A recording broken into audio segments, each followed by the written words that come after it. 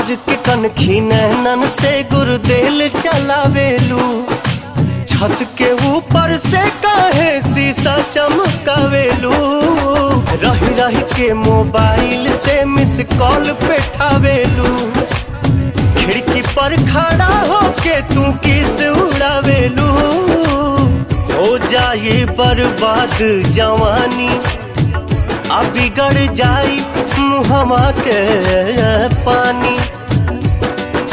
छोड़ के घरवा के जेल खाना, सुना हो, छोड़ के घरवा के जेल खाना तनी बाहरों के हवा लिहल करा, लिहल करा, अरे लिहल करा। भरल फुलल तनी बनल रहा, मस्त टनाटन बनल रहा। भरल फुलल तनी बनल रहा, मस्त टनाटन